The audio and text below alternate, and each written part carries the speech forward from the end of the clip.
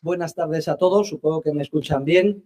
Es para mí un placer, un honor y una enorme satisfacción estar aquí hoy. La verdad es que todas y cada una de las horas que he pasado y estoy pasando en Chile son para mí motivo de una gran felicidad personal. Es la segunda vez que visito este gran país. Para mí es emocionante encontraros, escuchar este castellano tan perfecto que parece recién salido de la Universidad de Valladolid.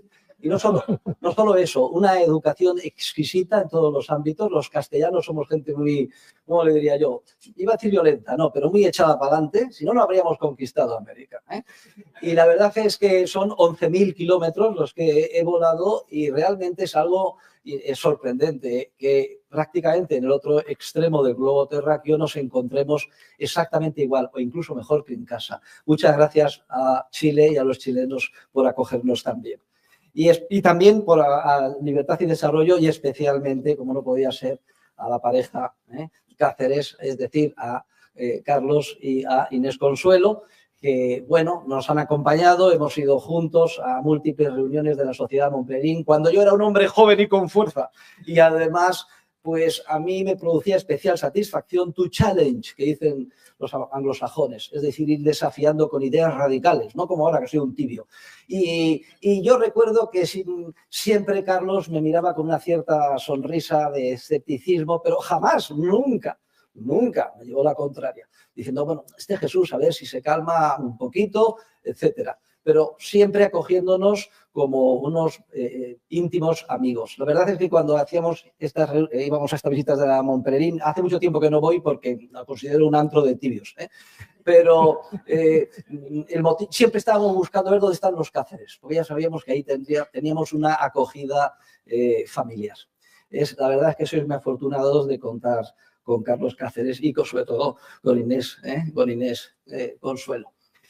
¿Y de qué os voy a hablar? Bueno, hay una referencia que por referencias, ya sabéis que yo soy íntimo enemigo de la Escuela de Chicago, en términos estrictamente científicos y sin ánimo de ofender. Y recuerdo una legendaria reunión con Milton Friedman que duró 3 horas. El pobrecillo no se podía ir porque íbamos en tren y estábamos en el mismo departamento.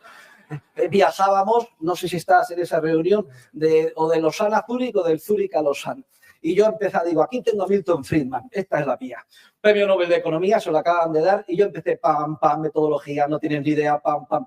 Entonces, es curioso porque yo pensé, este hombre se va a levantar, me va a dar una patada, vosotros sois muy finos y no lo decís nunca en Chile. Nosotros en Castilla, cada 2 por 3, me va a dar una patada en el culo y va a decir que qué es esto y quién se ha creído esta persona, qué impertinente es. Pues no. Me aguantó las 3 horas, lo único que decía, cada 5 minutos decía con su vozarrón, lo recuerdo como si fuera ayer, tenía un vozarrón, Milton, nonsense, Jesús, nonsense, es lo que decía todo el rato, pero aguantó las 3 horas.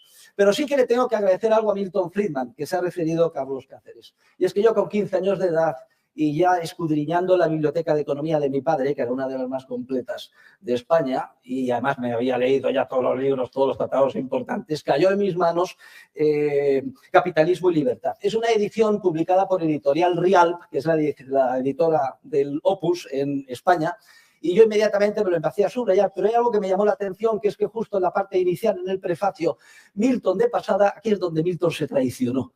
Se refirió a que había unos radicales filósofos. Ese literalmente, pueden ustedes recurrir al libro para leerlo. Y puso entre paréntesis, Hayek, Mises, y esta fue la mía. Dije, aquí hay unos tíos radicales, yo voy a por esos, me salto el libro y voy a por esos. Y esa es la razón principal por la que yo entré en contacto con 15 años con la Escuela Austriaca de Economía.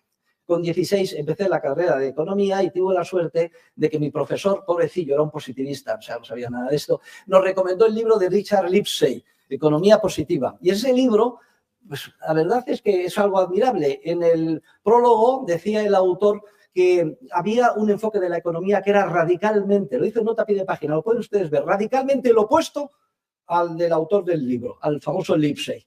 Y ese enfoque es el enfoque de la praxeología y la concepción deductiva de la economía debido a, entre otros, Ludwig von Mises. Y luego añadía, lo cual demuestra una gran apertura intelectual del autor de la obra positivista, decía, toda especialista en economía debe de leer La acción humana de Mises. Y entonces, a mí, fijaros, acababa de ver en Capitalismo y Libertad esa referencia a Mises y luego en el primer curso de economía que doy en mi vida, de la mano de un neoclásico, me obligan a estudiarme un libro atroz, escrito por Lipsey, positivista, pero que desde la entrada reconoce que hay otro enfoque radicalmente distinto a de la ciencia económica, que es el proporcionado por la escuela austríaca. Esto para mí supuso un impulso tremendo que además se reforzó aún más cuando, terminado el primer año, le dieron el Premio Nobel de Economía a Hayek. No os podéis, os tuteo, imaginar el impulso que esto supuso. Un año entero luchando con mis profesores en la universidad, y yo tengo bastante garra cuando resulta que termina el curso y justo al comienzo del siguiente le dan premio Nobel al que yo venía insistentemente insistiendo, Hayek, Mises, etcétera. Esto me dio un prestigio entre mis compañeros, todos, repito, de 16 años, y un temor a mis profesores que decían, joder, lo siento mucho, hablan entre unos y otros. Este año te ha tocado a Huerta de Soto en clase. Y, pobre, etcétera. Bueno, esto es simplemente un pequeño detalle autobiográfico para poner en contexto un poco el origen de cómo entré yo en contacto con la escuela austríaca. Bueno, y entonces me dice Carlos Cáceres, que yo no sabía que tenía que dar una conferencia, pero no me importa porque yo llevo un catálogo de rollos siempre preparado por si existiera algún evento como este. Y nada mejor que hablar, porque si estoy aquí hoy y en Chile es gracias a mi directo discípulo Víctor Espinosa, que con motivo del viaje al que he sido invitado a Argentina para recibir un doctorado honoris causa por SEADE, que es, como saben ustedes, una universidad que fue fundada por otro compañero nuestro en la Sociedad Montpellerin, Alberto Venegas Lynch, hijo, y bueno, pues yo acepté encantado. Y luego pues el presidente de la República Argentina, que es una persona muy apasionada, como todos sabemos, de alguna manera extrapola mi pasión académica en el ámbito político. Lo que pasa es que algunas veces pues, puede considerarse que con algún exceso, pero bueno, yo creo que ha producido muchos réditos desde el punto de vista personal. Pero es una gran persona, o sea, todo el trato que he tenido con él, es una persona llena de corazón, es una persona que por cualquier cosa se emociona. En el premio que le dimos, el premio Juan de Mariana, el pasado 21 de junio en Madrid, en el Casino de Madrid. No sé si habrán tenido la oportunidad ustedes de escuchar o leer el discurso, el encomio, dura 14 minutos, que le dediqué. Le tenía enfrente con Karina y yo veía cuáles eran sus reacciones a mis palabras. A los 2 minutos se puso literalmente a llorar, pero con unas lágrimas. Yo no he visto a un hombre llorar tanto. Y luego, como es bastante desarropado, no tenía ni siquiera un pañuelo. Al final tuvo que venir un escolta con un Kleenex y le quitaba las lágrimas. Se lo digo para que se den ustedes un poco, se den cuenta un poco del personaje. Pero sí que les recomendaría, si tienen la opinión, que se pongan en Google, se metan, pongan encomio del profesor Huerta de Soto, Javier Milei, o incluso en las separatas o piezas, como dicen aquí, que he traído, pues está también por escrito este discurso. Y al final le hice un regalo especial, le regalé un óleo ciclópeo de 3 metros por 2, que con la banda argentina, que se lo llevaron con grandes dificultades y que tiene él puesto pues, en la residencia de los Olivos, como regalo personal él dice, de su profesor Jesús Huerta de Soto. Porque, aparte de esto, es una persona muy generosa desde el punto de vista personal e intelectual. Desde el punto de vista personal, él recibe con los brazos abiertos a cualquiera que, no importa cuál sea su procedencia, incluso ideológica o política, si ve la verdad y acepta con lealtad las ideas de la libertad, le recibe siempre con los brazos abiertos. Pero sobre todo es una persona muy generosa desde el punto de vista intelectual, porque en cualquier ocasión que tiene no deja de citar a sus maestros, a la Escuela Austriaca de Economía y además a Hayek, a Mises, al gran Rothbard. Tiene de vez en cuando alguna veleidad y hace alguna referencia a Friedman, pero bueno, nadie es perfecto. Y a un servidor. Yo cuando me acuerdo que estaba en Mallorca navegando en mi barco, salimos del puerto Puerto Portals, y yo le dije al capitán que me lo sacara, y entonces me puse en popa a ver la Puerta del Sol, y en ese momento me llaman por el móvil y me dicen: te está citando en su toma de posesión Milei. ¿Pero qué es esto? ¿Cómo? Y efectivamente estaba el rey de España, Milei, y la primera o la segunda frase que dijo es una cita a un servidor que no me merezco. Dijo, como dice el gran profesor Huerta de Soto, la ayuda a la pobreza genera pobreza. La única manera de salir de la pobreza es con más libertad. Lo digo como un simple botón de muestra de la generosidad intelectual de Milei. Pero Milei lo que reconoce sobre todo es que lo que le cambió su vida es su toma de contacto con la Escuela Austriaca de Economía. Lo ha explicado en muchas ocasiones, no lo voy a repetir aquí los detalles concretos de cómo esto se llevó a cabo, pero la verdad es que Milei no es un político profesional. Milei es un profesor de economía. Y además es un profesor de economía que ha llegado a dominar perfectamente hasta, bueno, los entresijos más profundos del mainstream, de la economía del equilibrio general, del equilibrio parcial, de la macroeconomía, etcétera, del conjunto de corrientes reaccionarias y pseudocientíficas a las que me referí ayer en mi discurso en la Universidad del Desarrollo, que, por cierto, he quedado impresionado con el campus, el color, el día que me habéis preparado soleado y el alumnado, una cosa espectacular.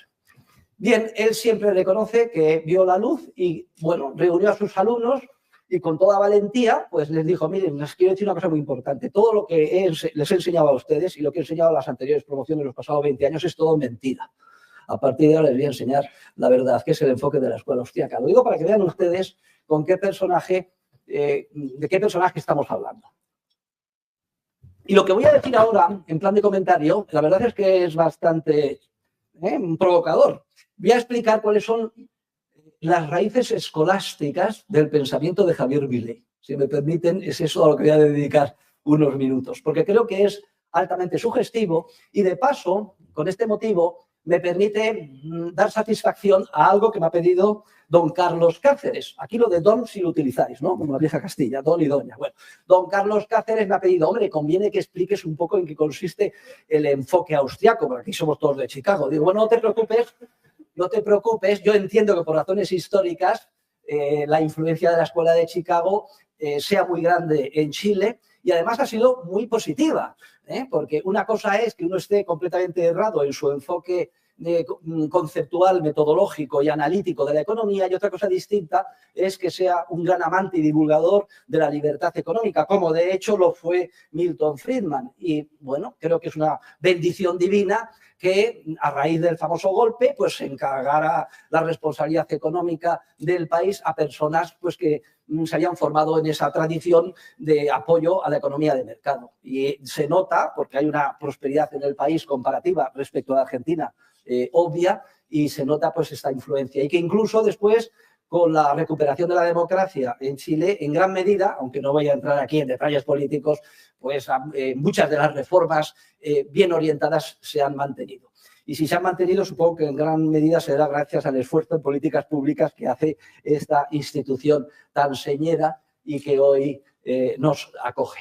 Bien, pero vayamos al corazón del asunto, porque alguien dirá, ¿y qué es esto de las raíces escolásticas del pensamiento de Javier Milei? Esto es incluso algo que me podría cuestionar y preguntar él mismo, porque si estuviera hoy aquí, el primer sorprendido de mis palabras esta tarde sería el propio Javier Milei. Pero la verdad es que a poco que profundicemos un poco, no nos debe de sorprender de ninguna manera, porque el propio Milei reconoce que su cambio de paradigma y de orientación y su principal impulso político viene de defender con total convencimiento las ideas de la libertad, que son consecuencia lógica y natural de su conversión a los postulados científicos de la Escuela Austriaca de Economía.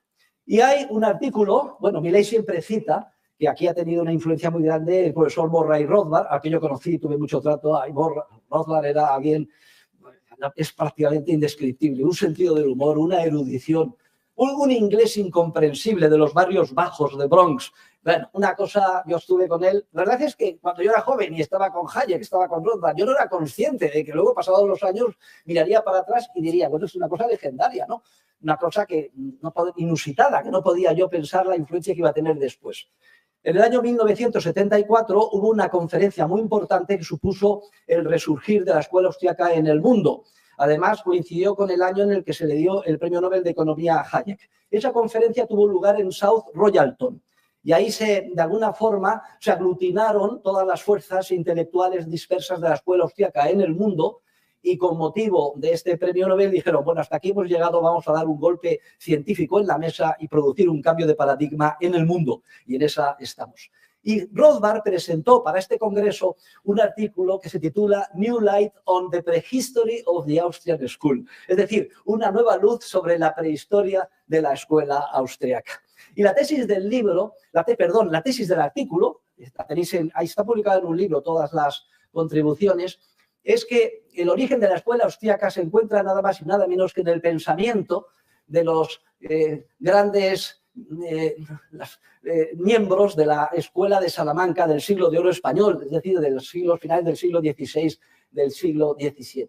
Estos escolásticos se aglutinaron en torno a la Universidad de Salamanca, también la Universidad de Coimbra, y fueron, sin saberlo ellos, porque básicamente eran catedráticos de Derecho Civil, de Teología, de Derecho Canónico, fueron, sin ser ellos conscientes, pues unos economistas de un enorme valor. Tener en cuenta que fueron testigos de primera mano de fenómenos económicos inusitados que no se habían presentado nunca antes, como fue los efectos que tuvo la afluencia masiva de metales preciosos que llegaron de América después del descubrimiento y que produjo una tremenda revolución de los precios. Me gusta más que revolución que lo de que subida del nivel general de precios, que eso tiene Trujillo de la Escuela de Chicago.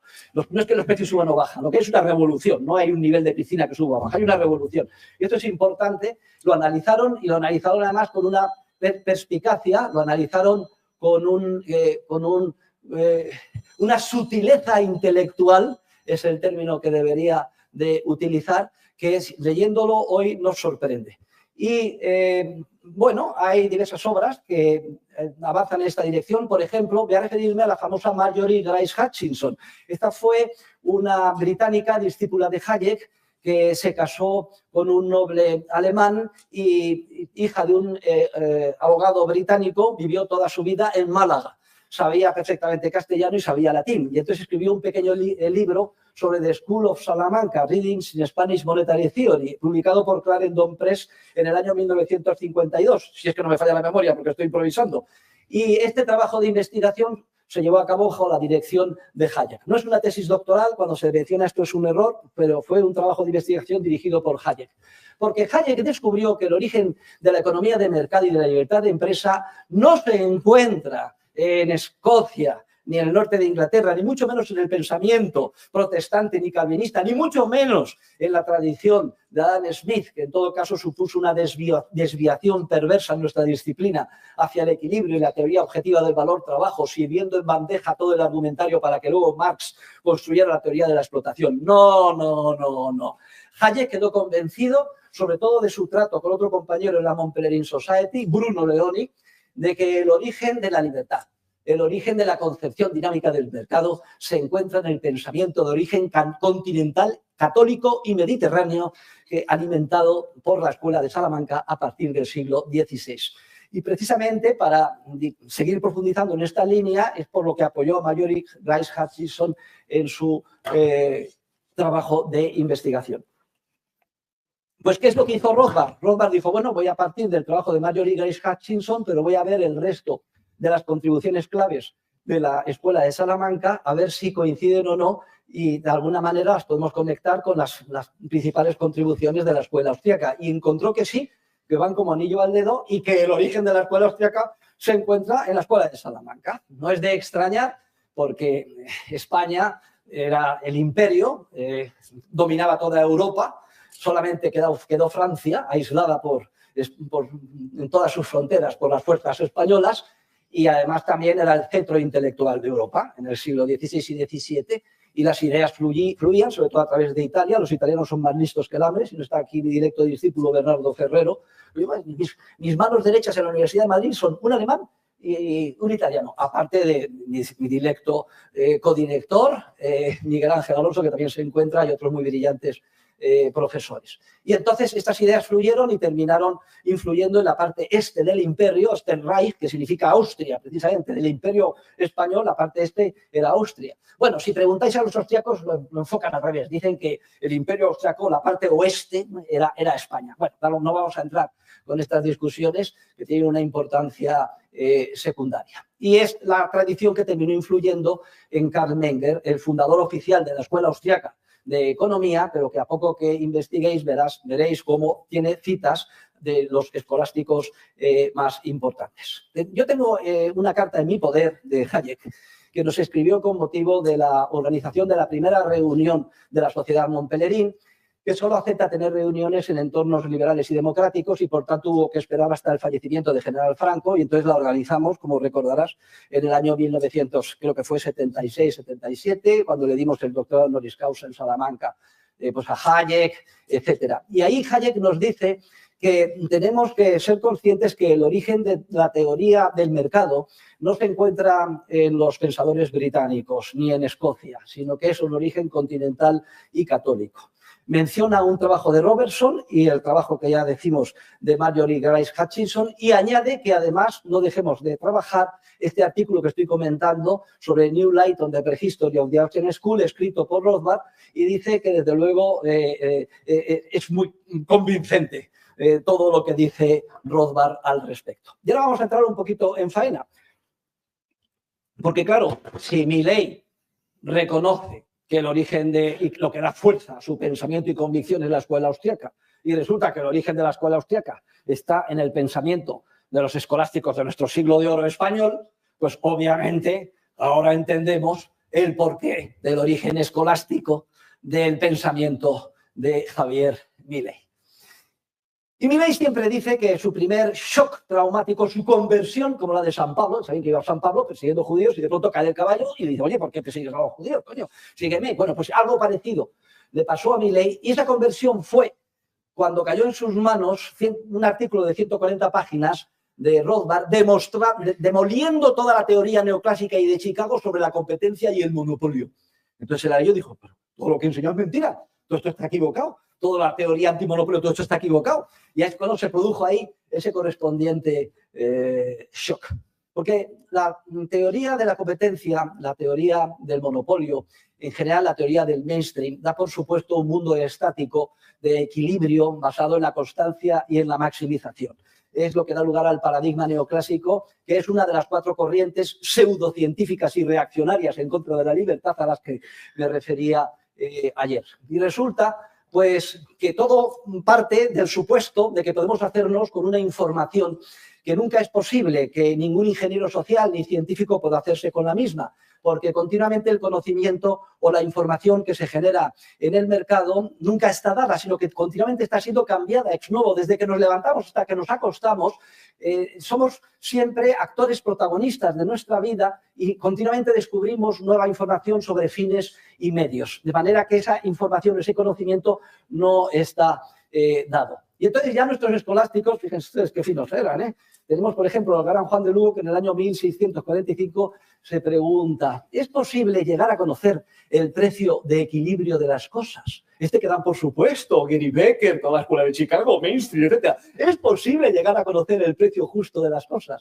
El precio de equilibrio de las cosas. Él lo denominaba en latín pretium justum mathematicum.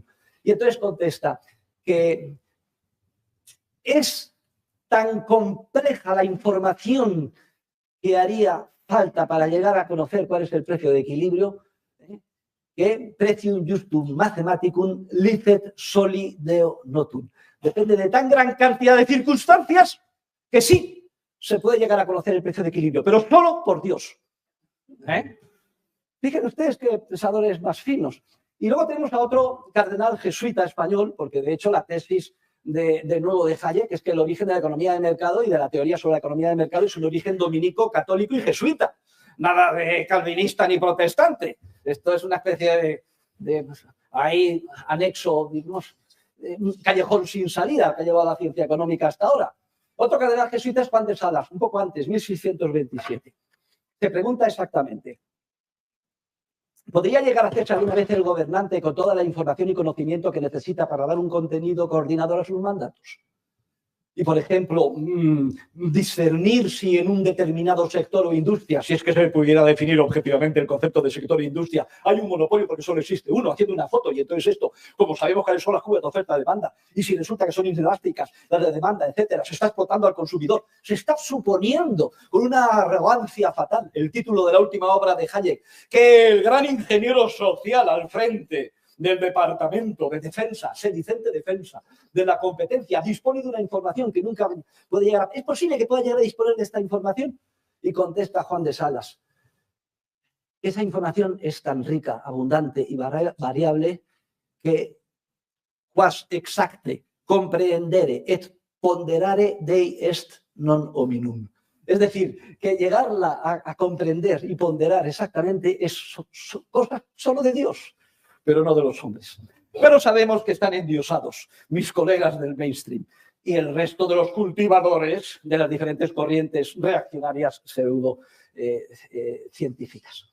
Y hay otro pensador glorioso de la escuela de Salamanca, también en esta línea, que me da pie pues, para explicar un poco en qué consiste la escuela austriaca contra lo que estamos habituados. O sea, todo lo que ustedes han estudiado, todo lo que les han lavado el cerebro, me lo he estudiado yo antes, o sea, que me lo sé todo perfectamente. Es todo mentira, no tengan ninguna duda. Entonces tenemos el concepto dinámico de competencia, porque lo que es una burla es que se explique un modelo estático, que se llama de competencia, y para mayor INRI, si resulta que todo el mundo hace lo mismo, vende el mismo producto, no hay ninguna separación o distinción o mejora de unos con otros, y además lo venden al mismo precio, a esa competencia la califican para mayor burla de perfecta. Oye, así una cosa, parece mentira, apague y vámonos. Tenemos al gran Luis de Molina, y Luis de Molina explica el concepto dinámico de competencia. El concepto dinámico de competencia se lo debemos a los escolásticos y es la esencia del concepto de la competencia, entendida como un proceso de rivalidad entre los empresarios. De manera que no es una foto estática que reúne las condiciones óptimas que permita la maximización, como se imagina en su enfermiza mente, o sea, imaginaba, matemática, nuestro querido colega y distinguido premio Nobel de Economía, Gary Becker, que concebía que la economía es y solamente es equilibrio, constancia y maximización. No, no, no, no. Ya sabíamos desde hace 300 años que esto no es así, porque la competencia, dice Luis de Molina, ellos utilizaban un término muy interesante, concurrentium o concurrencia. Dice que es un proceso de emulación, emulatio, entre los empresarios, entre los ofertantes, que tiende a hacer bajar el precio. Y les recomiendo que lean el libro de Jerónimo Castillo de Bobadilla, otro escolástico como la copa de un pino. Es un manual para corregidores, escrito a comienzos del siglo XVII. ¿Los corregidores quiénes eran? Los corregidores eran las autoridades locales. Y entonces había diferentes manuales para enseñarles qué es lo que tenían que hacer para fomentar el orden, etcétera, ¿no? Y Jerónimo Castillo de Bobadilla escribe uno pues, de los más conocidos. Además lo escribe en castellano, yo tengo una edición original. Y ahí pues explica cómo hay que organizar el mercado para que sea espontáneo, funcione bien, etcétera. Y está perfectamente enunciada la ley de la competencia como proceso dinámico. Dice que conforme más lo que él tiene que conseguir en la feria, el corregidor, y recuerden las grandes ferias castellanas, había una gran feria castellana cada trimestre, y se utilizaban en las ferias pues, para cerrar el plazo de devolución de préstamos o los cambistas, el vencimiento de las letras de cambio, etcétera. Son la gran feria de Medina del Campo, o la feria de Medina del Río Seco o de Villalón, etcétera. Pues para que en esas ferias tengan éxito, lo que necesita el corregidor es fomentar que vayan a ellas a vender el máximo de vendedores de trigo, de lana, etcétera, porque conforme más ofertantes haya, más competencia dinámica se generará y esto dará lugar a una reducción de los precios, porque tienen la idea clara. Es curioso, aquí, si ustedes cogen el diccionario de la Real Academia Española, que en realidad es de la Academia Española de todas las academias hispanoamericanas, aunque aquí decís latinoamericanas, da lo mismo, vamos a discutir por una cuestión secundaria. Bien. Bueno, pues la verdad es que la acepción correcta del idioma castellano es que la competencia es un proceso de rivalidad, escucharlo. No definen un modelo estático de competencia perfecta, de equilibrio y de ajuste. Pero no paran aquí las grandísimas contribuciones de los escolásticos, sino que es importantísimo, el centro de todo se encuentra en la concepción subjetiva del valor. Aquí la primera enunciación más exacta y precisa de qué consiste tal cosa se la debemos al gran obispo de Segovia y ministro de Felipe II, Diego de Covarrubias y Leiva. Para mí especialmente querido, porque en el máster oficial de Economía de la Escuela Austríaca todos los años organizamos un viaje a Segovia, metemos a todos los alumnos en un autobús, Segovia está a 1 hora de Madrid, y vamos todos en procesión a la Catedral de Segovia. Les invito a que lo hagan, si visitan, si quieren coger un avión 11.000 kilómetros, no dejen de ir a Segovia. Y en la Catedral de Segovia, bueno, pues tienen en una pequeña capilla, colindante con el claustro, ahí está enterrado el gran Diego de Covarrubias y Leiva. Nosotros hacemos una ofrenda floral y un pequeño rezo, considerando que él es el fundador de la concepción subjetivista del mercado y, por tanto, de la Escuela Austríaca de Economía. Y dice Diego de Covarrubias y Leiva que el valor es algo subjetivo, que depende de la apreciación subjetiva de los hombres. Lo llama él common estimatio, la estimación común de los seres humanos. Dice, ¿cómo? Coma, incluso aunque tal apreciación sea alocada. En latín, insana, es como lo escribe. Estoy citando de memoria, pero bueno, yo tengo la primera edición de la obra y una de las cosas que hacemos con todos mis estudiantes es llevarles, invitarles a comer a mi casa. A todos van de 3 en 3. Este es un trabajo ímprobo que lleva, se pone a la espalda a mi mujer. Son legendarios los estudiantes chilenos por la cantidad de solomillos que consumen. Yo me acuerdo que Víctor Espinosa se zampó 3 o 4 solomillos. En segundo lugar, Celis. Si Víctor se comió 5 solomillos, Celis se comió 3 o 4, uno menos. Pero bueno, mi mujer decía, pero vaya por Dios, qué hambre pasan estos chicos. Bueno, entonces dice Diego de Covarrubias que el valor depende, es una apreciación subjetiva que depende de la estimación de los seres humanos, aunque esta estimación sea alocada. Y además pone el siguiente ejemplo. Dice, en latín, triticum, el trigo, tiene exactamente la misma naturaleza objetiva en España que en las Indos. Entonces le llamaba las Indias, todavía no se llamaba América a esto, ¿no?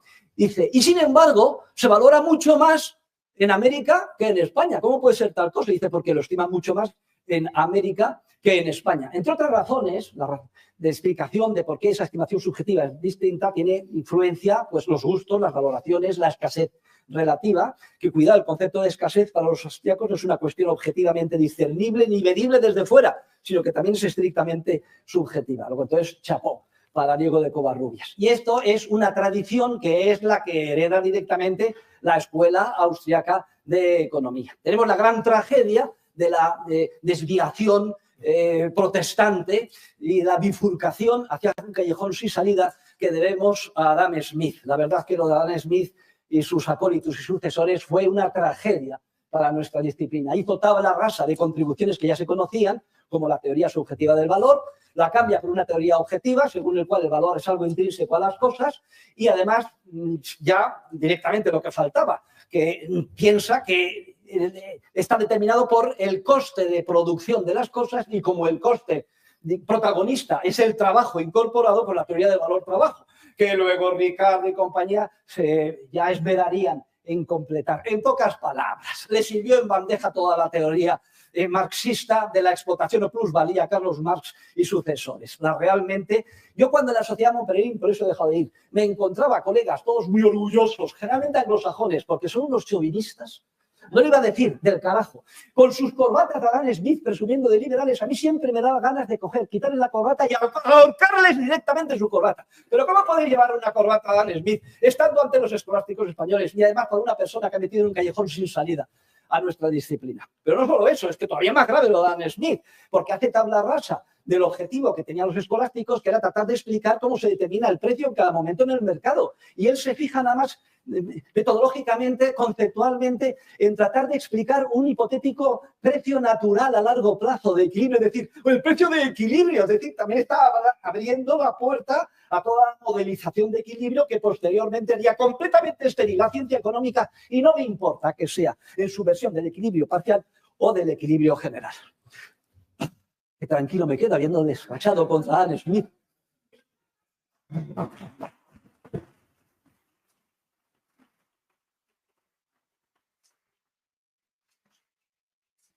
Claro, daros cuenta que para la pobre España con complejo de inferioridad, leyenda negra, hemos sido los que hemos martirizado a América, la España de la Inquisición, la España oscurantista frente a las luces del mundo protestante anglosajón. Estábamos siempre capidisminuidos y, sin embargo, ahora descubrimos que el origen del mercado, de la libertad y de la economía correcta está en nuestro propio país. Debemos de estar orgullosísimos. Es realmente emocionante. Y ese ha sido mi mensaje científico a lo largo de los años. Y tengo que decir que estoy muy orgulloso porque he hablado del chauvinismo intelectual en el ámbito de la economía de lengua inglesa. La verdad es que es el más extremista, el más imperialista y el peor de todos. Pero también está el chauvinismo francés. ¿Para qué hablar de él? Pero no hace muchos años se publicó por Presse Université de France, la editorial universitaria más importante en Francia, pública además, una enciclopedia de la historia del liberalismo en Europa.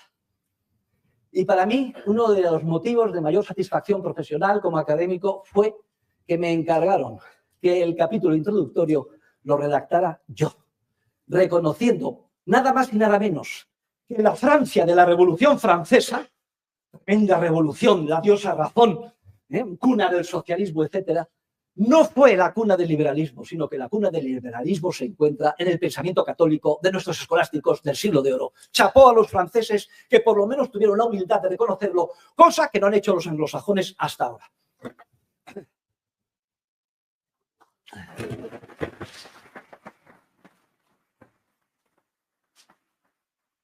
Pero claro, no solo la teoría subjetiva de valor, hay otro escolástico extraordinario que es Luis Sarabia de la Calle.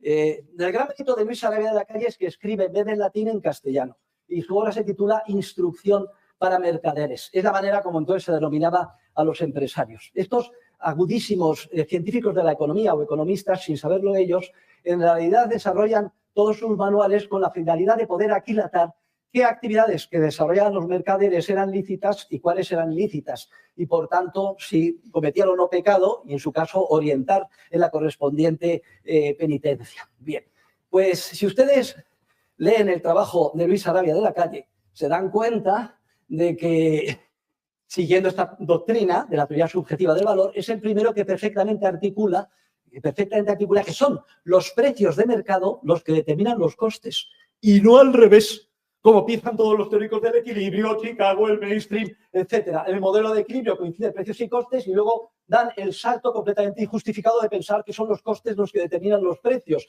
siguiendo una intuición burda del pequeño comerciante tipo tienda de Margaret Thatcher que recibe una mercancía con un coste, le añade un markup y entonces lo pone ahí como una skin price, y entonces parece que sí, que tiene cierta lógica, que son los costes los que determinan los precios. Pues no, señor. Ya Luis Sarabia de la Calle dice que no son los costes los que determinan los precios.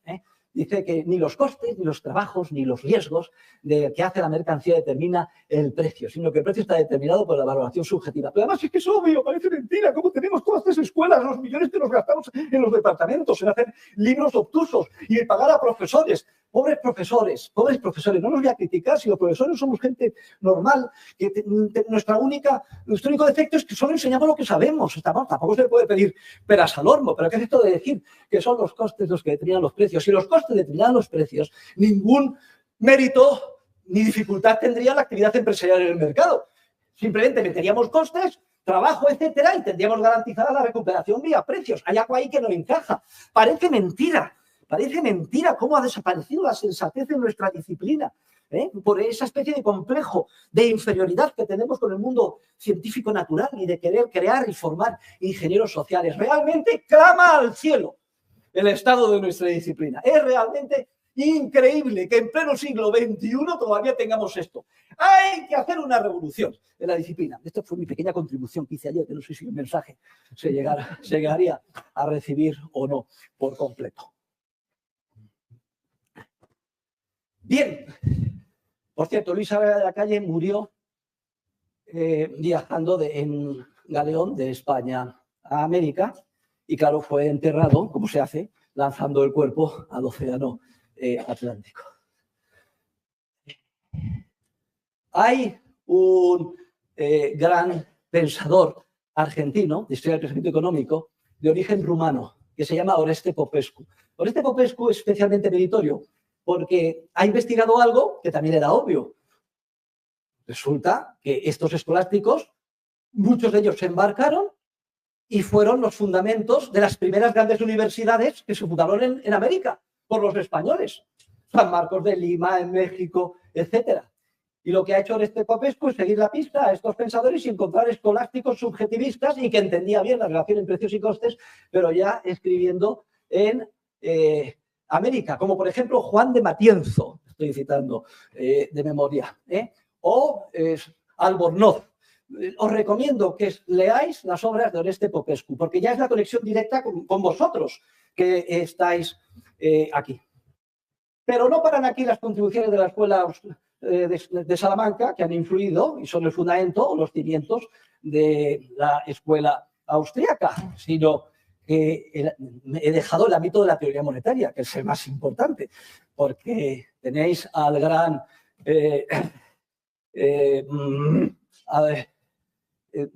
doctor Navarro, Martín de Azpilcueta, para mí muy querido, porque su primo hermano, era Juan de Azpilcueta, con cargo a las rentas de nuestra finca, el señorío de Sarria de Navarra, pagó la estancia en la Universidad de París de San Francisco Javier. De hecho, eso fue lo que convenció a tu abuelo para adquirir la finca. Le ofrecieron 3 fincas maravillosas y esta era asquerosa, llena de zarzas, no se podía hacer nada con ella. Pero dijeron, aquí hay una carta en la que se demuestra que con las rentas de esta finca se financiaron los estudios de San Francisco Javier. Y tu abuelo dijo, directamente la compro. Y la convirtió en un vergel y estáis todos invitados si vais a España y quedaréis realmente sorprendidos. Una finca pequeña, de 1.200 hectáreas, pero en el norte, casi al lado del País Vasco, pues realmente espectacular y con cuyas rentas se pagaron los estudios. Se conoce como el señorío de Sarria en Puente la Reina, es el camino de Santiago, a 20 kilómetros al sureste de Pamplona. Entonces, Martín de Azpilcueta es el primero que articula muy bien la teoría cuantitativa del dinero, o sea, que nada de Friedman, la ecuación de intercambio. No sé cómo vamos de tiempo, pero yo tengo 5 minutos, yo tengo una capacidad ilimitada, tengo que todavía, me tienes que dar 10. Okay. En realidad no descubre la teoría cuantitativa del dinero, sino que la descubre Copérnico, o la articula Copérnico unos pocos años antes en su obra de Monetae Cudendae Ratio. Pero el primero que la articula con detalle es a Martín de Azpilcueta, que dice que allí donde abunda el dinero, el precio del dinero cae y, por tanto, el valor de las cosas, manos, obras, etcétera, es mucho más alta. Y dice que es mucho más alto el precio de las cosas en España que en Francia o en Alemania. De hecho, la segunda ley que determina si estamos ante un buen economista, esto es también importante. Hayek, Best Test of a Good Economist. Este es uno de mis artículos científicos. Hayek dejó escrito que el mejor test para descubrir si estamos ante un buen economista o no es si entiende la idea de que demand for commodities is not demand for labor. Es decir, que el aumento de la demanda agregada de ninguna forma incrementa el empleo, sino que es al revés. Me llevaría un poco de tiempo, pero una de las consecuencias lógicas de la teoría austríaca del capital. Pero la segunda ley, el segundo test de un buen economista es el de Huerta de Soto, que es el de entender que el incremento de la cantidad de dinero jamás produce prosperidad. Y además es un regalo envenenado. Y es lo que sucedió a España, porque convirtió mi país en un erial, en un solar. Era tan caro todo que no era competitivo. Lo más interesante era importar todos los productos de Francia e Italia. Y quebraron todas las empresas, pequeños talleres artesanos, agricultura, etcétera, en España. No quedaron a los jóvenes españoles nada más que 3 salidas. Iglesia, conseguir un beneficio eclesiástico; mar, cruzar el océano a hacer fortuna en las Américas; o casa real, servir al rey en los tercios de Flandes. Y así mi país ha sido un erial y un país subdesarrollado hasta prácticamente ayer, por culpa del regalo envenenado del crecimiento monetario. Y a ver si se enteran en el Banco Central Europeo y en la Reserva Federal con el quantitative easing y lo que nos han inyectado. Pero la teoría cuantitativa del dinero tiene un fondo de verdad, que es esta, pero pasa por alto lo más importante. Y es que la inyección monetaria nunca produce modificaciones en el nivel general de precios, sino que desarticula completamente la estructura de precios relativos. Por cierto, ¿me equivoco o veo allí en lontananza al gran Rolf Luder? Oye, Rolf, un abrazo muy grande. Nunca se me olvidará la sesión a la que me sometisteis hace 25 años. Menuda encerrona, que le llaman los Luders. Me tenían esperando allí las mentes más brillantes de la escuela de Chicago, 25. Y yo ya entonces tenía fuerza, no como ahora, que estoy cabizbajo. Y entonces, venga, pregunta, pam, pam. Por lo menos me estuvisteis 4 horas. Al final llegué muerto de hambre y deshidratado a la universidad. Os agradezco la prueba y además vamos a darle un aplauso muy importante a don Rolf.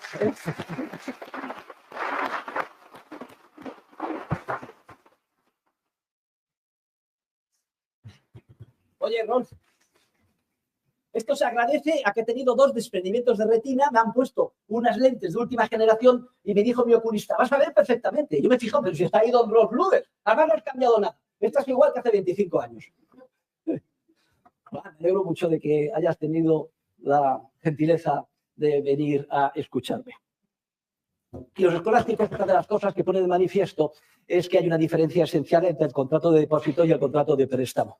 Una cosa es depositar y otra cosa es prestar. Y que se comete un gran delito si aquel que recibe un depósito de un bien fungible se apropia de él para cualquier fin, sea trigo, aceite o sobre todo el bien fungible por antonomasia, que es el dinero.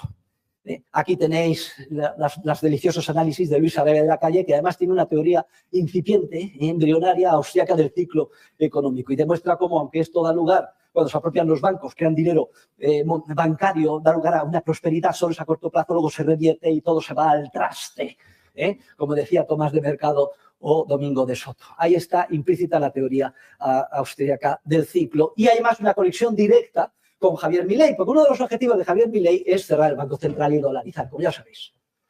Dificilísimo, tiene en contra a todo el mundo. Es decir, su equipo, como es lógico, el Banco Central, con el que hablamos, Bausili, no quiere hacerse dar aquí, morir desangrados.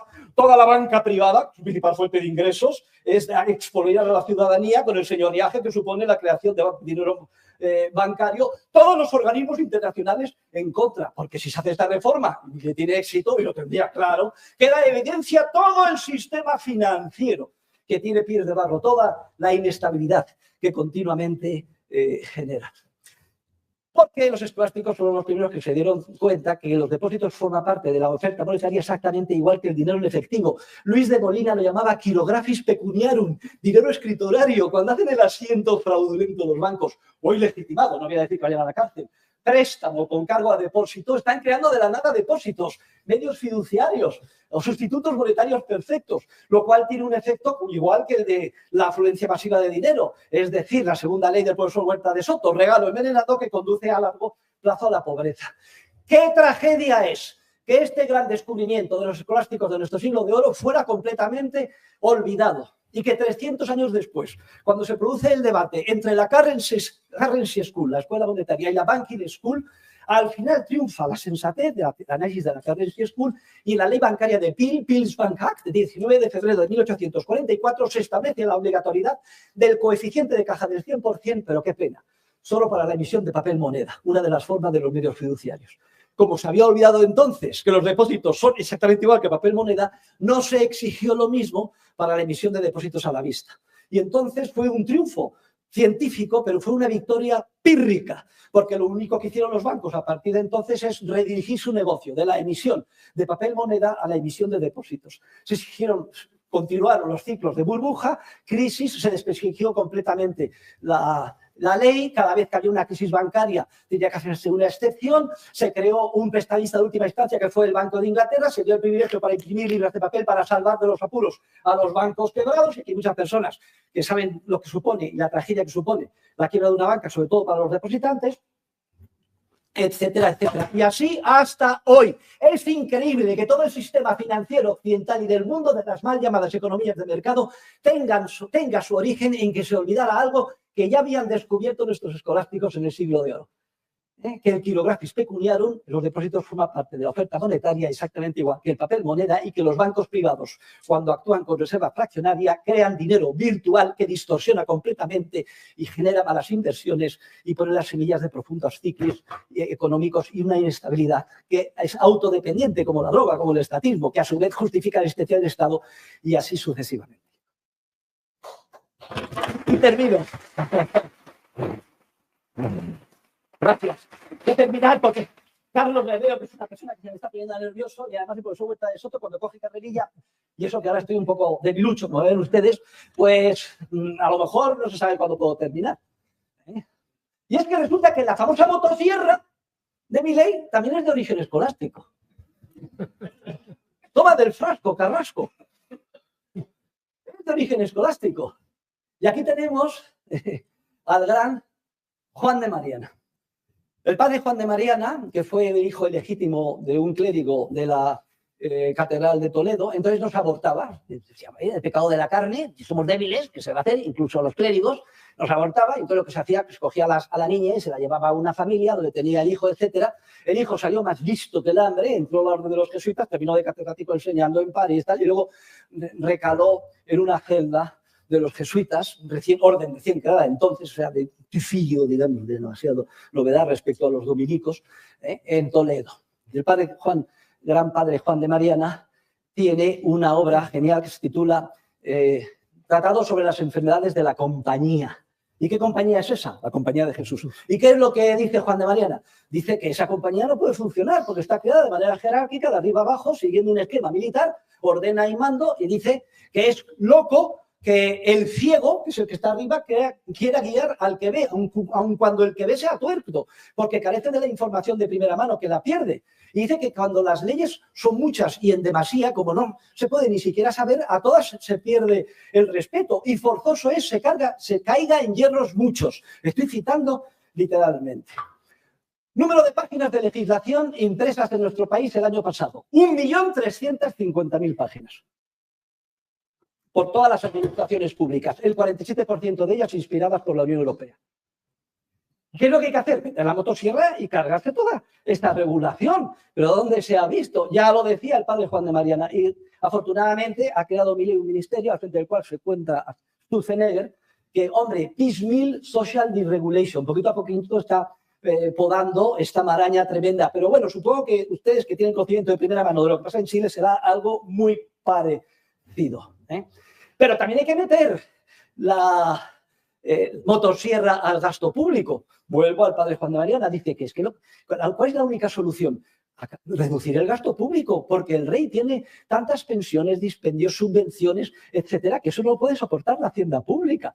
Y sobre todo si resulta que se quiere financiar haciendo inflación. Sobre esto vamos a hablar enseguida. Y entonces, ¿qué es lo que hay que hacer? Reducir el gasto público y sobre todo poner acento, dice, y no meterse en guerras innecesarias. Lo digo ahora que en Europa nos han salido los neocons de debajo de las piedras, no salgo de mi asombro, con un belicismo, no se puede ustedes imaginar. Vamos a gastar 500.000 millones en rehacer la Wehrmacht. ¿Pero dónde se ha visto esto? Pero si la OTAN no es necesaria para nada, pero si cuando cayó el comunismo, que pinta ahí la OTAN, y menos para España, que está en el otro extremo de Europa, y nosotros siempre hemos sido neutrales en todas las guerras. No lo metan ustedes en líos. Ucrania y todos los países amenazados por Putin tienen todas mis simpatías, pero si resulta que tú tienes un vecino que está medio loco, primero, llévese bien con él, coño. Y segundo, ármese hasta los dientes. Y como está muy cerca, ármese mucho. Pero no nos metan en líos a los españoles, joder, y que no pintamos nada en la OTAN. Que nuestro único riesgo geopolítico es las ciudades de Ceuta y Melilla, que expresamente están excluidas del Tratado de la OTAN. Es decir, si Marruecos quisiera amenazarla, la OTAN no lo defendería nada. Es un pequeño exabrupto pacifista que tiene su origen en los escolásticos de nuestro siglo de oro. No meterse en guerras innecesarias. Y volvemos a Milei, porque tiene otra obra genial. Padre Juan de Mariana, que se titula De Monetae Mutatione, traducida al castellano con breve tratado sobre la moneda de Mellón que al presente se labra en Castilla y de otros desórdenes y abusos. Y ahí explica perfectamente que el envilecimiento de la moneda que estaba llevando a cabo Felipe III a través de su valido, el duque de Lerma, quitar plata, multiplicar el número de unidades monetarias es un proceso inflacionario. Él no conocía el término entonces. Y dice que eso equivale a un impuesto. ¿Y qué es el impuesto más perverso? Porque es el impuesto que más daño hace, especialmente a los más pobres y vulnerables. Y que además que es un acto de tiranicidio, porque es un impuesto que se impone de manera subrepticia y sin la autorización de los gobernados. Perfectamente escrito. Y desarrolla en su obra de Regis Institutionis sobre el rey, la institución real, que le encarga a Felipe II como manual para formar al futuro Felipe III, unas instrucciones o consejos para su hijo. Y ahí desarrolla él la teoría del tiranicidio. Y dice que no solo es lícito, sino que es una obligación asesinar al tirano. Y entonces describe cuáles son las características del tirano. Y una de ellas es, característica típica del tirano, establecer impuestos sin el consentimiento de los ciudadanos. Luego esto está clarísimo, junto una cosa con la otra. Cualquier persona que haga inflación, participe en la inflación, sea jefe del gobierno, sea presidente del Banco Central, sea Jerome Powell, sea Christine Lagarde, me da lo mismo. Cualquier responsable o parlamentario que de alguna manera justifique hacer inflación, bien sea vía monetización del déficit público o mantener a los banqueros prebendarios que actúan con esa reserva fraccionaria, son reos del delito de tiranicidio y por tanto hay que cortarles la cabeza. Sin embargo,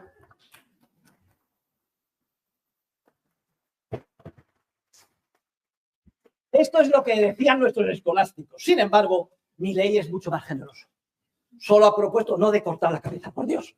Nada más crear un delito imprescriptible. Lo tienen ustedes, una de las lecciones o folletos que he repartido, por el cual se declararía delito imprescriptible, monetizar el déficit público, hacer inflación, se procesaría e ingresarían en prisión todos los responsables. Imprescriptible es que si luego ganaran los kirchneristas y dejara de ser delito no pasa nada, porque cuando ganaran los otros se volvería a poner en activo y todos a la puñetera cárcel. Luego entonces hemos avanzado mucho y tenemos que congratularnos de la gran misericordia y dulcificación que ha sometido Milei al pensamiento de los escolásticos del siglo de oro. Y termino. Ahora termino de verdad. Carlos, me vienes cada vez más nervioso. Lo que muy poca gente sabe es que cuando Thomas Jefferson y los grandes padres de la patria americana están dilucidando si se levantan o no contra su rey natural, el rey de Inglaterra, Jefferson encuentra su inspiración en nuestros escolásticos. Jefferson era un enamorado del Quijote. Jefferson se estudió a fondo todas las obras del padre Juan de Mariana y especialmente la historia de España del padre Juan de Mariana. Es una historia escrita desde la perspectiva de la oposición entre la libertad y la coacción, en la que se caracteriza de tiranos, y por tanto los que habría que eliminar, a los grandes tiranos alocados de la historia, Filipo de Macedonia, Alejandro Magno, Julio César, Napoleón, todos. Y entonces es muy afortunado Jefferson, porque el capitán Stevens en el año 1699 traduce al inglés la historia de España del padre Juan de Mariana. Por cierto, tengo en mi casa la primera edición inglesa traducida por el capitán Stevens de la historia de España. Y Jefferson, está todo documentado, envía a sus merodeadores a comprar todos los ejemplares que encuentre en Europa de expedición inglesa y se las entrega con una carta a Madison y sus compañeros. ¡Leer esto! Y una vez que estudian la tradición de nuestros escolásticos, ya deciden que tienen plena justificación y legitimidad desde el punto de vista del derecho natural para levantarse contra el rey tirano inglés. Luego, el origen de los Estados Unidos de América se encuentra también en nuestros escolásticos del siglo de oro español.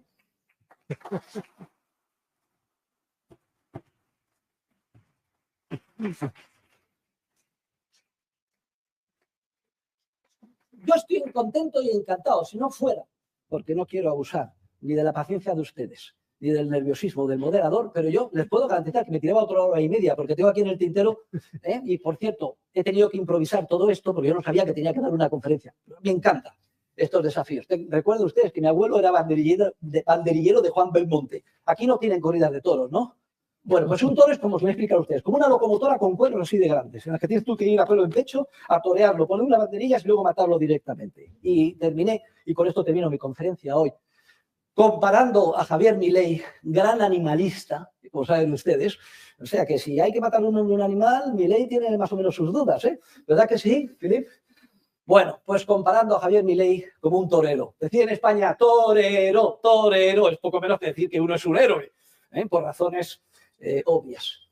Y el toro, que hoy nos toca y es nuestra responsabilidad moral lidiar y matar, el toro es el Estado. Muchas gracias.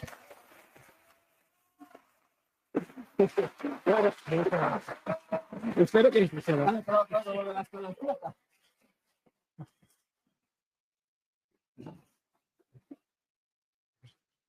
ha hecho mucha ilusión descubrir a Rolf.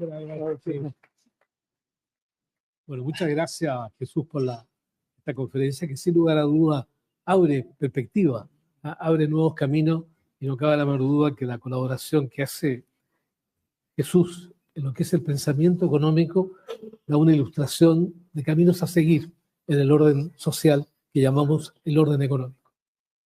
Habiendo leído algunas de las separatas que me envió Jesús en preparación de esta reunión, voy a tocar primero que nada el tema del Banco Central. Porque habiendo sido presidente del Banco Central y teniendo acá al frente un consejero del Banco Central, creo que sería interesante conocer una opinión tuya y también que nos pudiera señalar cómo es el proceso de transición. Te comento, entiende que aquí en Chile tenemos un Banco Central autónomo e independiente, establecido en la Constitución Política del Estado, aprobado el año 1980, que establece la presencia de un Banco Central autónomo e independiente, cuya única misión es la estabilidad de precios, integrado por un consejo de 5 personas, que están elegidas por el Parlamento y luego definidas por el presidente de la República, duran en su cargo y son inamovibles durante un periodo de 10 años y se van renovando uno cada 2 años. Pero tiene un aspecto, entiende, que probablemente se conoce poco y a mi juicio es un elemento diferenciador de otros bancos centrales. Al Banco Central le está prohibido entregarle recursos de crédito al Estado, salvo una sola excepción, una ocasión de guerra previamente calificada por el Consejo de Seguridad Nacional. O sea, hay una muralla, una defensa para efectos de evitar que el financiamiento de los déficits fiscales sea provisto por el Banco Central. La pregunta que te quiero formular, dada la existencia de esta institución, que durante 35 años ha cumplido su función propia de la estabilidad de precios y la ha cumplido con mucho éxito, ¿cómo sería el proceso de transición de un banco ya establecido a una sociedad económica en la cual no se da la presencia del Banco Central? Bien, primero, me parece admirable tu país y que hayáis sido tan serios institucionalmente. La primera cosa, reconocerlo. Segundo, no seáis ilusos. Vamos a ver. No penséis que hay un tribunal constitucional independiente e inamovible. Todos los tribunales constitucionales del mundo están nombrados por el Ejecutivo. Y hay diferencias de grado, pero dependen. O sea, no hay separación de poderes. Tal cosa es imposible.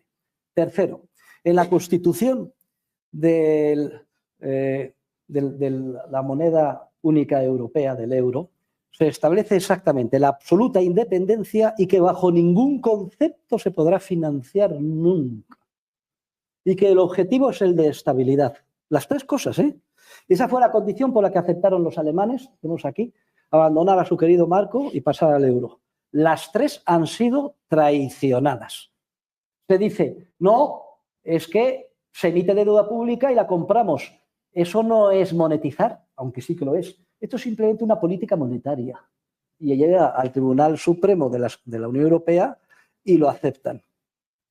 Y Lagarde últimamente acaba de bajar el 0,25%. Tiene prohibido, el objetivo nada más es estabilidad monetaria. Ha bajado el 0,25% y lo argumenta de la siguiente manera. Obviamente con el Trump la economía en Europa está muy tristona y hay que cebarla. Mira, pero si esto está prohibido por la Constitución.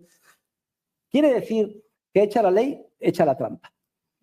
Por tanto, solamente países tan serios y tan probos, solamente en países tan serios y tan probos como en Chile, cabe concebir que esto funcione medianamente bien. Pero sois la única excepción en el mundo. Y ahora, otra cuestión, la transición. Os voy a decir la transición que es muy sencilla.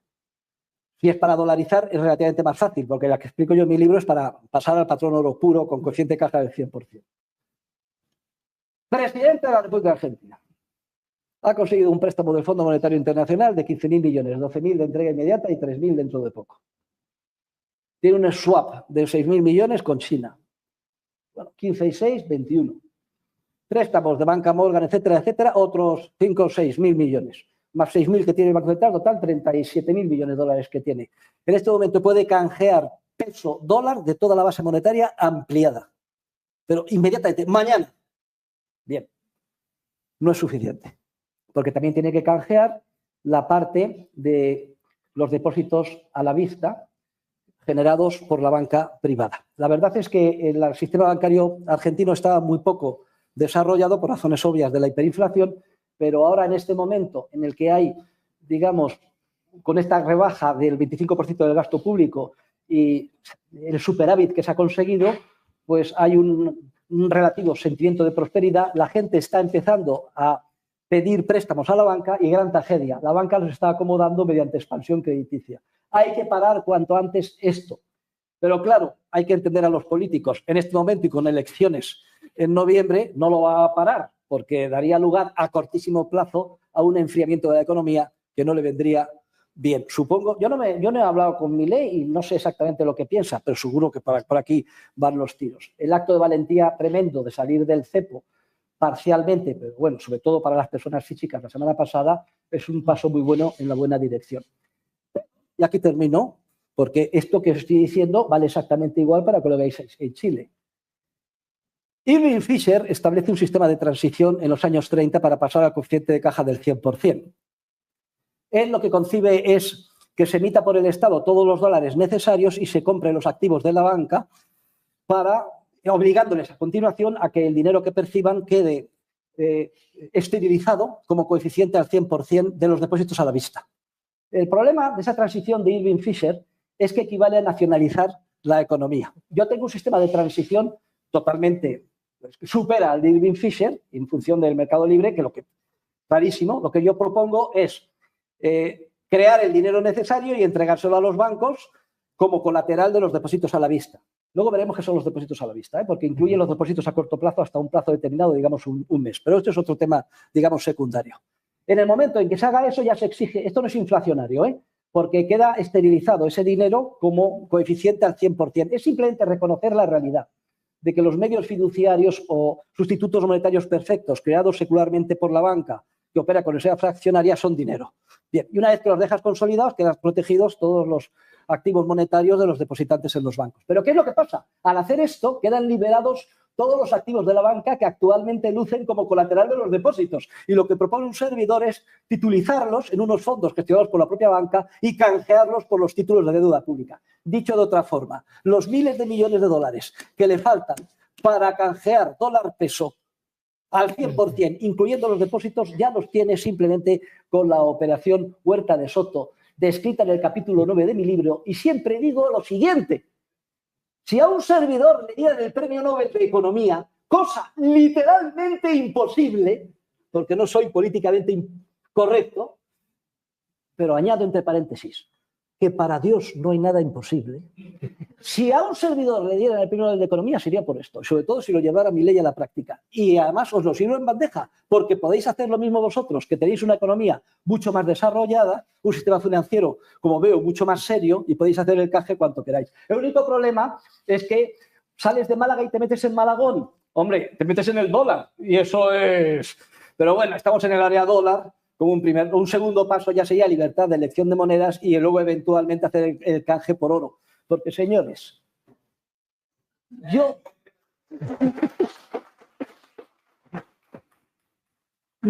desde que salgo de mi casa hasta que vuelvo y siempre viajo con dos cosas. Una con esta, que es un crucifijo, y otra con mi moneda de oro, que es mi criptomoneda, lo único en lo que creo.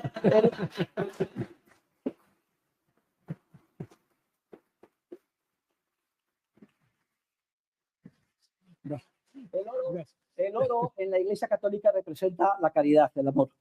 Y amor y libertad son inseparables. Deus caritas est. Es decir, tú no puedes amar a alguien y que esto implique violencia. Yo te quiero mucho porque eres pobre y entonces a punta de pistola le voy a quitar a otro para que te lo den a ti. El amor y la libertad son inseparables. Dios nos ha creado a su imagen y semejanza por amor y libres, porque Dios es libertario. El reino de Dios se dice que no es de este mundo. Pero nada de que hay que dar al César lo que es del César y a Dios lo que es de Dios, porque del César no es nada. Y el reino de Dios ya ha llegado, ya lo tenemos, y va a acabar con los reinos de este mundo. Porque Dios es libertario y el ser humano está creado a imagen y semejanza de Dios.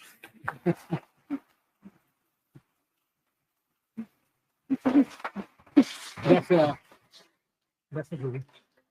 Yo quiero hacer una segunda pregunta, oye, que está vinculada con un paper que leí, escrito por ti, por supuesto, en que deja a mi juicio algunas interrogantes que me interesaría si las pudiera elaborar.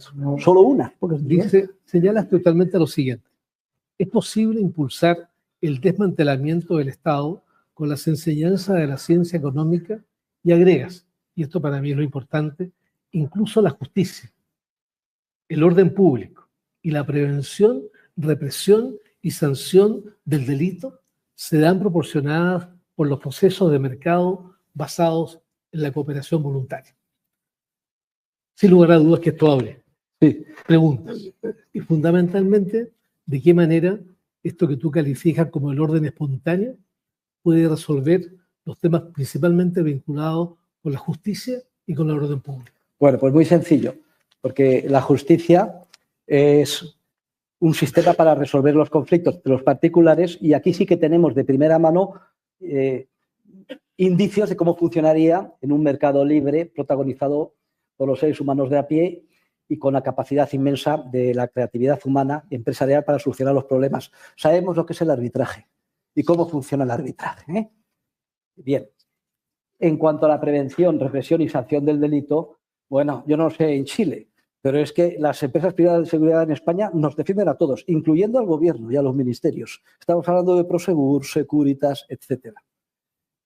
Obviamente no podemos saber hoy las soluciones concretas que dará el mercado para los problemas y los desafíos conforme vayan planteándose. Si lo supiéramos hoy no sería conocimiento de mañana, sino es de hoy, pero tenemos indicios de por dónde irían las soluciones. Y lo que podemos estar seguros es que sería un sistema mucho más eficiente, barato y sobre todo moral, porque reduciría al mínimo la coacción. Esto de que cada uno vaya porque se consideren que las calles son públicas y que puede ir donde estime conveniente, esto en una sociedad civilizada donde se ha visto. Todas las calles tendrían privadas o serían urbanizaciones, habría que conseguir un permit, etcétera. Y la gente lo que pasa es que como estamos con el cerebro lavado por el Estado y además estamos acostumbrados a que bienes que consideramos esenciales como hospitales, orden público, etcétera, los proporcione el Estado, identificamos que el Estado es igualmente necesario porque pensamos con un error, un automatismo erróneo que si no existiera el Estado no tendríamos ni hospitales, ni calles, ni justicia, ni seguridad y claro que las tendríamos.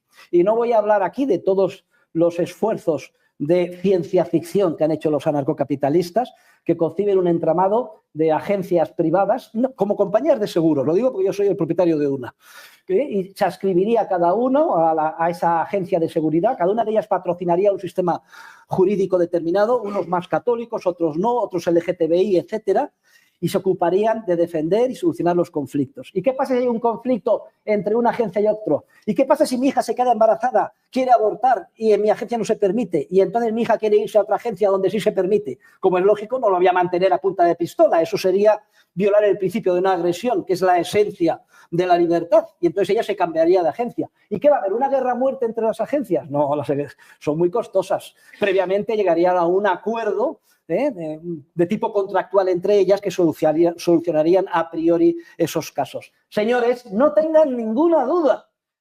Primero, el avance de la tecnología va a favor de la anarquía de propiedad privada, del anarcocapitalismo. Y segundo, se abre un mundo que ni siquiera podemos imaginar. La riqueza y la prosperidad, no de 8.000, de 80.000 millones de seres humanos u 800.000 millones de seres humanos en un entorno de libertad.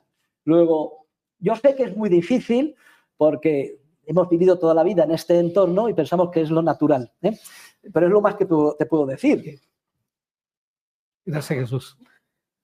Otro alcance que está vinculado con, tú tocas en varios aspectos de tu separata, el tema, entiende, de la Iglesia Católica. Te quería llevar a tocar un tema, oye, que surge normalmente leyendo en aspectos vinculados con la Iglesia Católica, que es el concepto de bien común. Y ese concepto de bien común fundamentado en 4 principios fundamentales.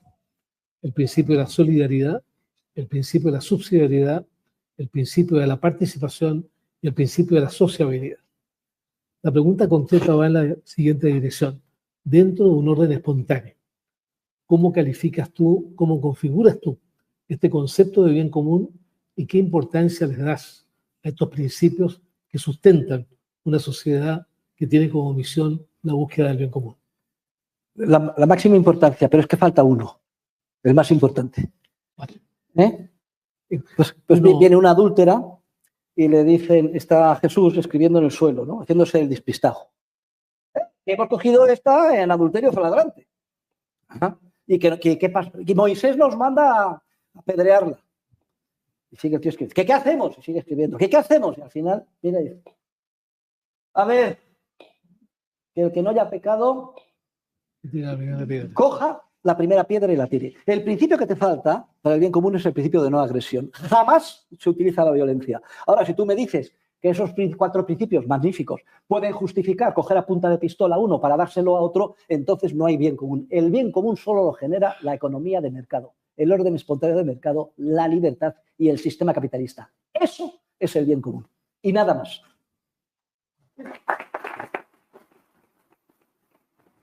Por cierto, estamos de luto porque ha fallecido muy recientemente el líder de la Iglesia Católica, nuestro Papa Francisco. Y rezamos por él. Y estamos tranquilos, porque Dios es tan infinitamente misericordioso que incluso los pecados y los errores más graves los perdona. Y en segundo lugar, estando como está seguro ya en el cielo, resultado de esa infinita misericordia, habrá podido ver por primera vez con total claridad que la mejor manera de defender a los pobres, vulnerables y desvalidos a los que tanto quiere y todos queremos es a través de la economía del mercado, el sistema capitalista y la libertad de empresa.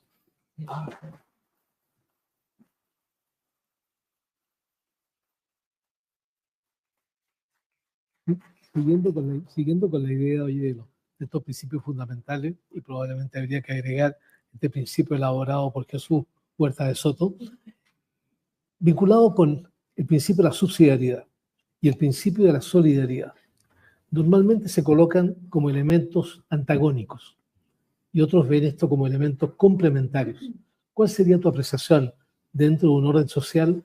¿Cómo juegan el principio de la subsidiariedad y el principio de la solidaridad? Bueno, la subsidiariedad da por supuesto que existe un Estado y por lo menos como second best que solo intervenga cuando la sociedad civil de forma autónoma no ha podido solucionar el problema.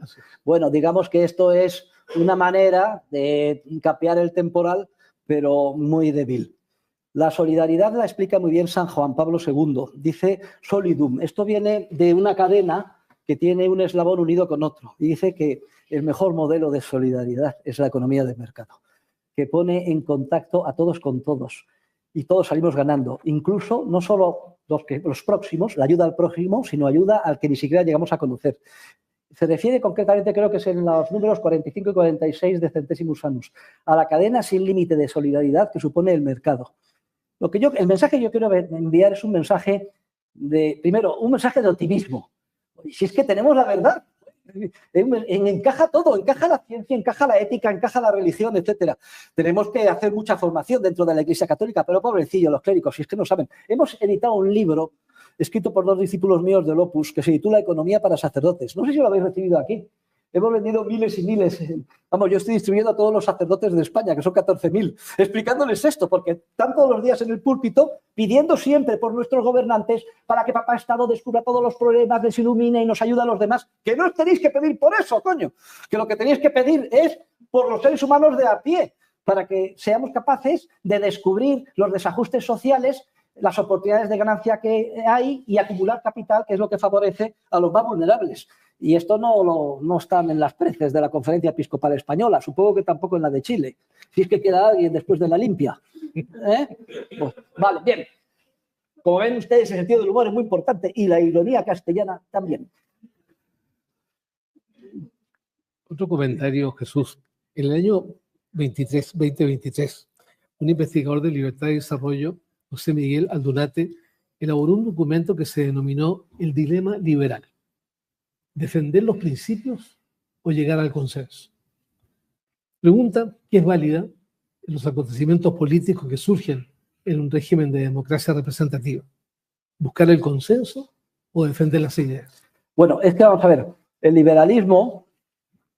Bueno, para empezar, yo dejé de ser liberal aquí en esta tierra, Precisamente hace 25 años, en una reunión de la Montpellerín, yo vi la luz como San Pablo, salvo a las distancias, y me di cuenta que el liberalismo, aparte de ser pecado, como dice el padre Ripalda en el clásico catecismo español, es una mariconada, no sé si lo decís, lo de mariconada en Chile, y además es científicamente imposible. El liberalismo clásico lleva dentro de sí mismo la semilla de su propia destrucción, una vez que acepta la existencia del Estado, aunque sea mínimo, es imposible limitar su crecimiento. Si algo hemos contribuido los teóricos de la economía es a demostrar, a través de la Escuela de Elección Pública y otras, que es imposible limitar que crezca. Es decir, el liberalismo como proyecto político ha fracasado. Sin embargo, hay que decir que la gran revolución liberal de nuestros mayores, empezando por José de San Martín, gran padre de la patria, también de Chile, Perú, etcétera, ¿no? Se levantó contra el antiguo régimen, que era la monarquía española, no te jodes, nosotros. Bien, y además con éxito. Y los constitucionalistas, liberales, etcétera, les debemos mucho, pero sobre todo, si queremos ser leales a lo que nos entregaron, el testigo que nos entregaron, debemos de reconocer que la continuidad natural y legítima del liberalismo que ellos defendieron está en la revolución anarcocapitalista que tenemos que impulsar en este sitio. No nos podemos quedar diciendo las mismas cosas que hace 200 años, pero contesta tu pregunta. El libertarismo, que no liberalismo, y que yo defiendo, no es un consenso. No es un talante de respeto, de ninguna manera. Es simplemente renunciar al ejercicio de la coacción y de la violencia, nada más. Pero como es lógico, esto supone que cada uno puede probar su estilo de vida como estime conveniente. Pero no supone que yo, estilos de vida que considere profundamente inmorales, no pueda utilizar todos los medios pacíficos para denunciarlos. Y esa es mi obligación. Luego, nada de consensos, nada de... Hombre, yo entiendo que la tradición constitucional, democrática, liberal, británica, respetuosa. Miren, todo esto estamos en otro paradigma. Estamos en el paradigma de las redes sociales y en el paradigma de la verdad. En ese consenso de talante se llevan el gato al agua a los que más gritan. ¿Y la democracia en qué se ha convertido? Obviamente, es un sistema perverso, basado en la mentira y en la compra de votos con dinero robado mediante impuestos. Y ante esta situación, estamos en situación de supervivencia. Nuestra misión es defender las ideas con total puridad y sin hacer ninguna concesión en el mundo de las ideas. Y eso sí, sin ejercer nunca la violencia ni la amenaza de violencia física. Y si yo creo que tiene el mérito de mi ley es precisamente el triunfo en la batalla de las ideas. No importa lo que pase en Argentina, si al final triunfa o no. Yo deseo lo mejor a sus vecinos, y la verdad es que es muy meritorio lo que se ha logrado hasta ahora. Pero mi ley ya ha triunfado. Porque es emocionante, no se pueden ustedes ni imaginar. La gente joven, el término anarcocapitalismo, que era una cosa desconocida, es moneda común en la calle, en España, en Francia, en Italia, en todo el mundo, no sé si en Chile. Y la gente joven está cada vez más familiarizada con las obras de Mises, Rothbard, Hayek. Miren, como decimos en España, terminología taurina, ya está el toro en la plaza y es imparable. Y aquellos que sigan anclados en el seni del respeto constitucional, etcétera, hombre, claro, estamos en un entorno democrático, habrá votaciones y elecciones, pero no dejéis de denunciar sin ceder ni un ápice el error allí donde se encuentre. Esa es mi recomendación. Luego, por tanto, al final, pues sí, vamos a ver, el anarcocapitalista tendrá que llegar a acuerdos con los liberales clásicos, bienvenidos sean los pasos en la buena dirección liberalizadora. Si conseguís convencer de que una ley sea menos mala, bienvenido sea, pero el anarcocapitalista no se queda ahí. Sabe que el objetivo es seguir adelante y sigue con su empeño en el objetivo final. Porque si tú vas en plan suave, te comen el terreno inmediatamente. Sí, pues. Me temo. No sé si estaréis de acuerdo conmigo o no. Bueno, pero, Carlos, se nota y te agradezco muchísimo que hayas dedicado tu Semana Santa, en vez de a rezar e ir a procesiones, a leer mis artículos. Si los he no te los mando. No fue como penitencia, ¿eh? Ah, una penitencia.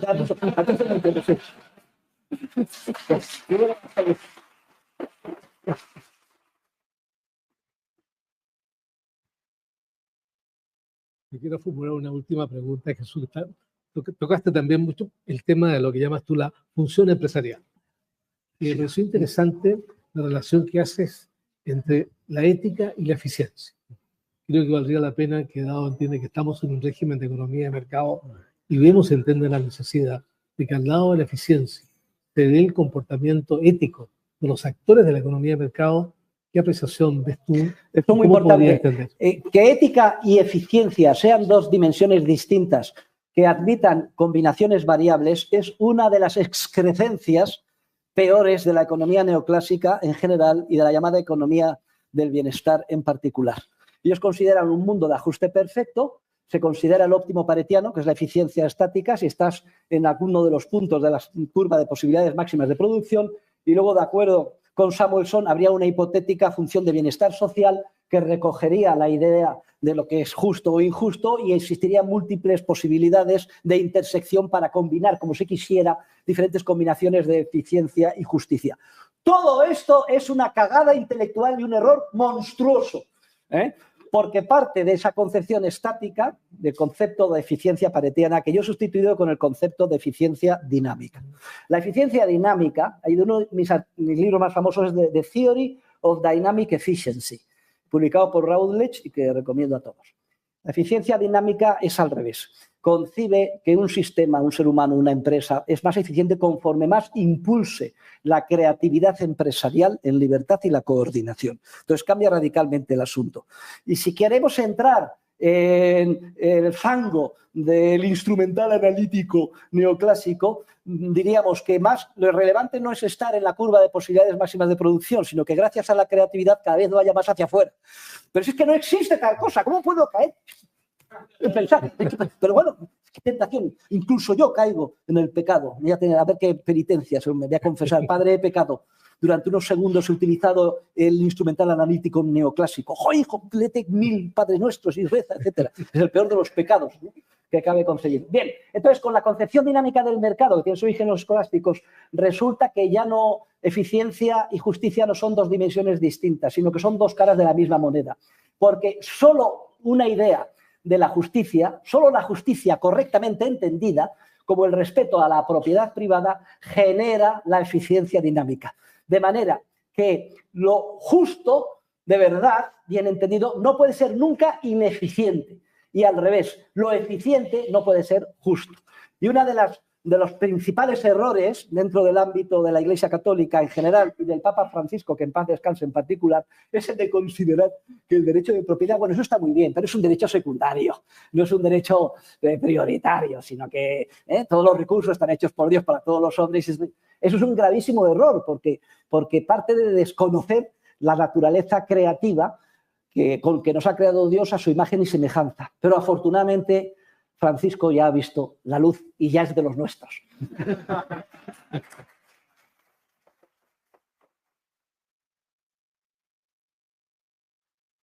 Voy a terminar esta sesión contando una anécdota que hemos vivido con Jesús Huerta de Soto.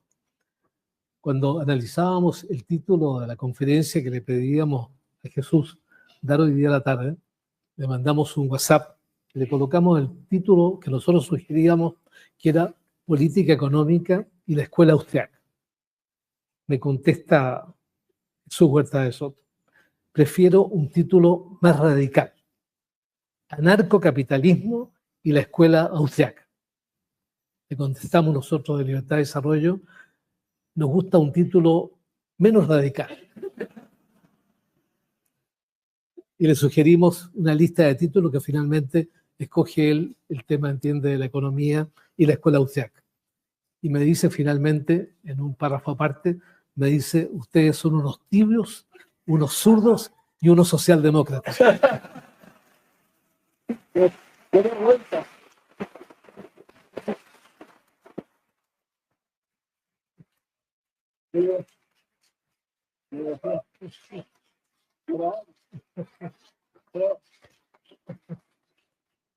Lo dije sin acritud y con sentido del humor.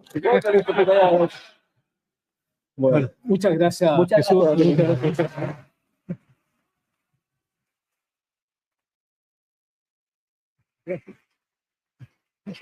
Un abrazo. Ay,